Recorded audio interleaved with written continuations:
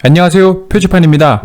여러분은 2003년에 개봉한 디즈니 최고의 애니메이션 중 하나인 니모를 찾아서를 기억하고 계신가요? 꼭 보지 않으셨다고 하더라도 누구나 한 번쯤 니모의 이름을 들어보셨을 겁니다. 납치당한 아기 물고기 니모를 찾기 위한 아빠 말린의 모험 이야기를 아주 감동적으로 다룬 애니메이션인데요.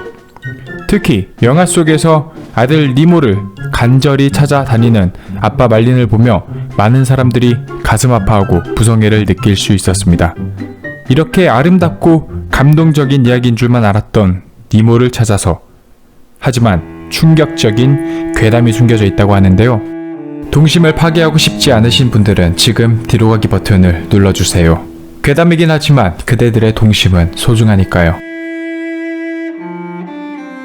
니모는 아네모네 피쉬로도 불리는 자리돔가의 하이 흰둥가리 아까입니다. 이 아까에 속한 물고기를 흔히 흰둥가리라고 총칭하기도 하며 미국에서는 몸통의 주황색과 흰색의 배열이 마치 광대처럼 보인다 하여 크라운피쉬라고 부릅니다. 흰둥가리는 얕은 수심의 산호초 지대에서 말미잘과 함께 공생하며 사는데요. 큰 물고기가 흰둥가리를 공격하면 말미잘 안으로 숨게 되는데, 이때 말미잘이 흰둥가리의 적을 쫓아내거나 잡아먹기도 하며 그 보답으로 흰둥가리가 말미잘의 입에 먹이를 물고 와 놓아주기도 합니다. 그리고 흰둥가리라는 종의 가장 큰 특징은 자신의 성별을 선택하는 것입니다. 바로 이 특징 때문에 니모에 관한 괴담이 생겨난 것이고요. 흰둥가리 무리는 철저한 무게 중심으로 운영이 됩니다.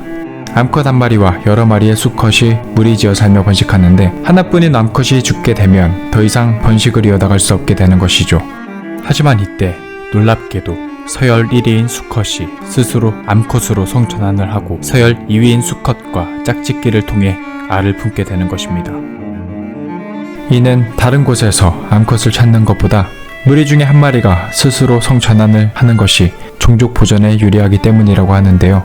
흰둥가리가 태어날 때는 모두 수컷으로 태어납니다. 이 중에 선택받은 한 마리의 수컷만이 암컷으로 성전환을 하는 것이죠. 사실 이런 특징은 물고기들 사이에서는 종종 찾아볼 수가 있습니다. 흰둥가리뿐만 아니라 송어나 감성돔도 이런 특징을 가지고 있다고 합니다. 아마도 우성 유전자를 후대에 보다 많이 남기기 위함이겠죠. 애니메이션인 니모를 찾아서에서는 극 초반에 니모의 엄마는 상어에게 습격을 당해 목숨을 잃게 됩니다. 그리고 품고 있던 알들도 함께 사라졌는데, 그 중에 딱 하나가 남은 알이 바로 니모인 거죠. 자, 여러분, 이제 다들 눈치채셨죠? 그것은 말린이 니모를 짝짓기 상대로 찾아다닌 겁니다. 다시 말해 무리에서 유일한 암컷이었던 니모 엄마와 다른 알들은 모두 상어에게 몰살당했기 때문에 종족의 번식을 위해 암컷으로 변한 아빠 말린이 니모를 짝짓기 상대로 생각했다는 것을요. 니모의 이런 괴담에 어떤 분들은 이렇게 말할 겁니다. 감동적인 이야기를 굳이 이렇게 짜맞출 필요가 있었나요? 라고요. 하지만 3만여 종에 달하는 물고기 중 굳이 성전환을 하는 너무나도 귀엽게 생긴 이 녀석을 주인공으로 선정을 해야 됐을까요? 아마 사실은 제작진만 알고 있겠죠. 물론 이것은 흰둥가리의 특징일 뿐이며 인간의 성전환과는 엄연히 다르기 때문에 이 상황을 인간의 감정에 대입해 물고기의 번식 본능을 절대로 비판해서도 안 됩니다.